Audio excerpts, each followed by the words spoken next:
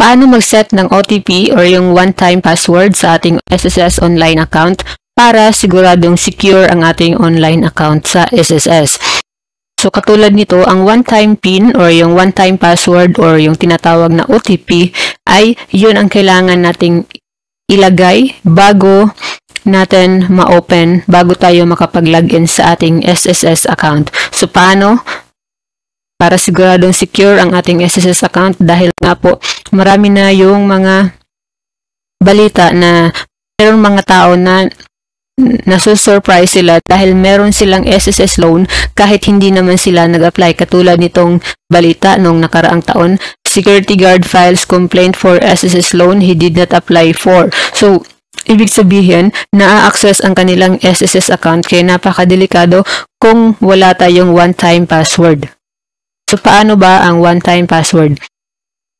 So, una, punta muna ng Google Chrome para mag-login sa ating my.sss members portal. So, kapag nakapag-login na tayo,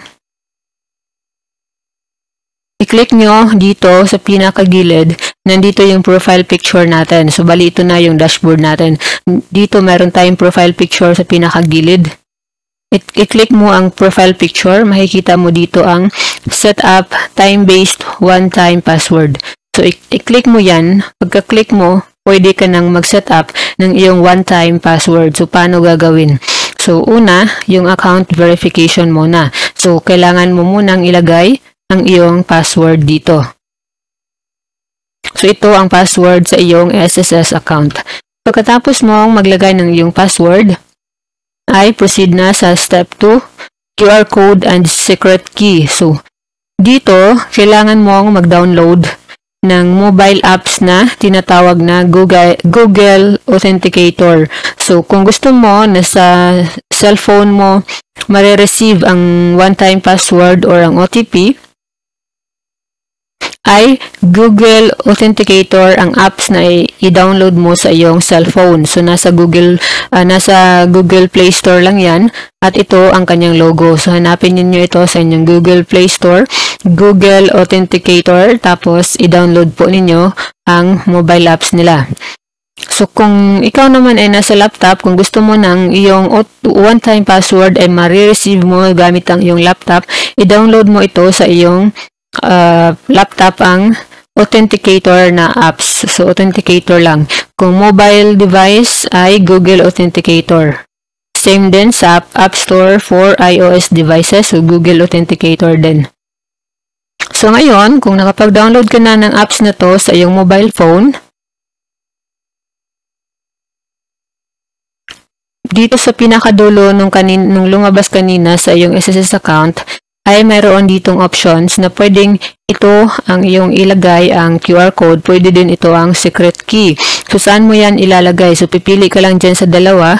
So, dun mo yan ilalagay sa Google Authenticator apps. Pagka-open mo nito, i-click mo, mayroong plus na sign dito sa pinakadulo, hindi na natin nasali.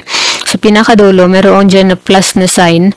So, ibig sabihin i-add mo ang iyong SSS account sa iyong Google Authenticator na apps. So, pagka-add mo niyan, yun yung kailangan mong i-scan ang QR code na ito or pwede din na i-input mo itong secret key.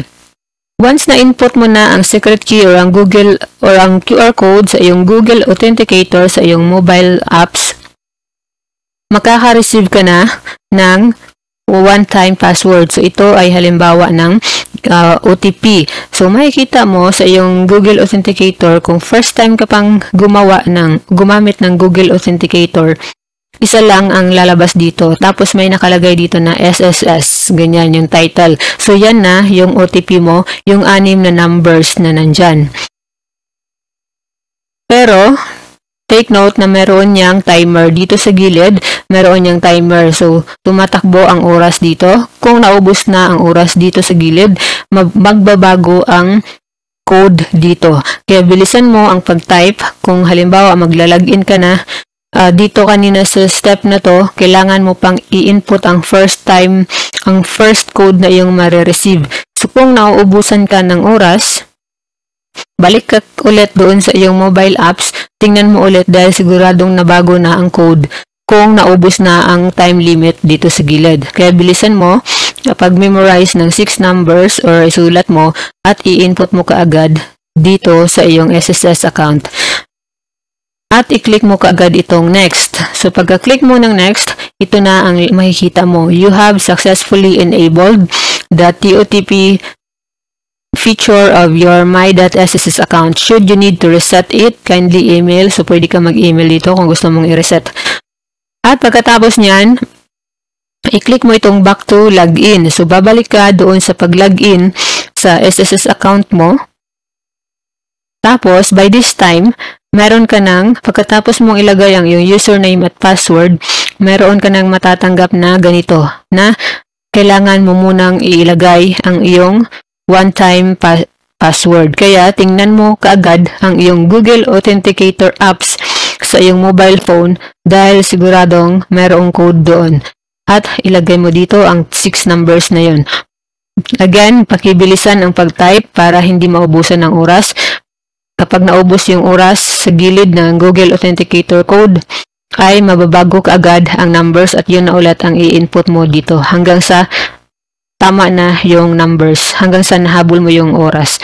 So pagkatapos niyan, syempre naka-login ka na sa iyong SSS account. So ibig sabihin lang ng one-time password ay kung merong ibang tao na gustong mag-login or mag-sign in sa iyong SSS account, ay hindi nila ito magagawa kung wala silang OTP.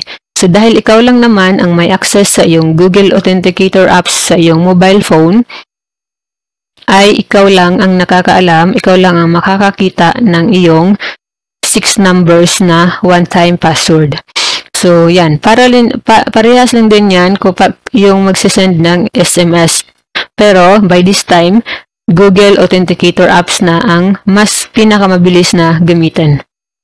Sana nakatulong po sa inyo ang video na ito. Huwag kalimutan mag-subscribe dito sa ating YouTube channel para palagi updated sa ating mga panibagong videos na maaaring kakailanganin nyo rin po in the future.